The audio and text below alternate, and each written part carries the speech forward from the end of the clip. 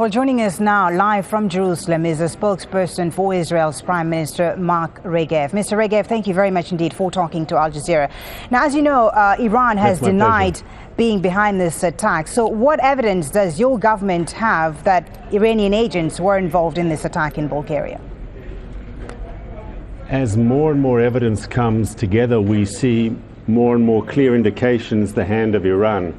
And I'd remind you that over the last few months we've seen an onslaught. We've seen, as your reporter said just a moment ago, we've seen these attacks across the planet. We've seen them in Thailand, in Kenya, in Georgia, in India, in Cyprus, and we see the same modus operandi, the same operational pattern of behavior. It's clear that Iran, either directly or through its proxy Hezbollah, is out to kill Israelis and other Westerners. But Iran hasn't struck unprotected targets in the past. I mean, has it? Is there anything to suggest that they're shifting their focus? Yeah, there's specific information. What? We know this for a fact. And in fact, what specific information precisely, Mr. Regev, if you could tell us? I'll give you, I can't give you everything I know, but I can say the following.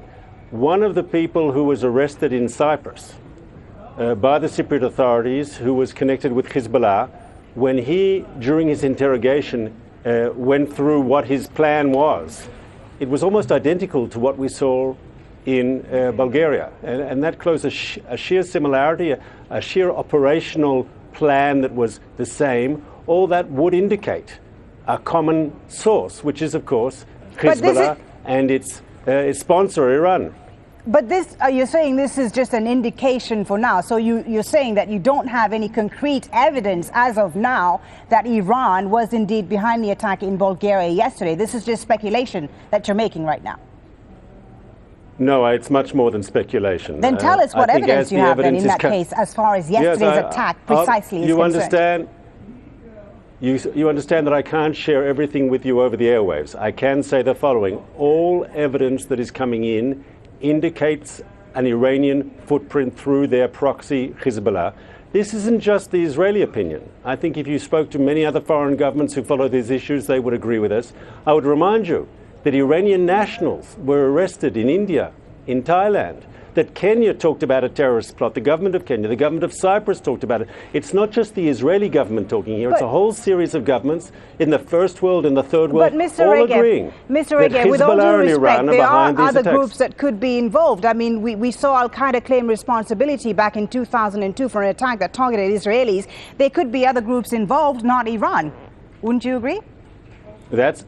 I understand that, but it appears in this case we're talking about Hezbollah working for Iran. It's very clear that all the information is pointing in that direction, and I don't think you should be surprised that the Iranian government would deny that. I think they'd have an interest in denying that. Well, as you know, some may see this as perhaps an excuse or the green light that Israel had been waiting for to strike Iranian nuclear targets. What would you say to them? I mean, because from what we're hearing, you're not agreeing to give me the evidence that you have that Iran was indeed behind this attack. So what would you say to those who say that this is just an excuse for Israel to attack Iran? To be fair, we're not sharing this information on the airwaves with Al Jazeera, but with friendly governments, I think you'll see that there's a good exchange of information on counter-terrorist activities. And once again, why I wouldn't urge you your share it with Al reporters in Jazeera, various Mr. capitals. Regev? Why wouldn't you share this information with Al Jazeera? Please don't take it personally, but when you're dealing with counterterrorism and intelligence, one has to be discreet. All governments are discreet in these matters. All information is pointing to Al Jazeera. And once again, if you see in intelligence a modus, we're sharing it with them each other. When you see a modus operandi of one terrorist, and you see the same modus operandi in the other place, the same sort of style, the same attack plan, exactly the same, then you can presume it's the same organization behind it. It's the same thing in organized crime, correct? Okay, this is a common way. Reporters also correct the dots that way, do they not?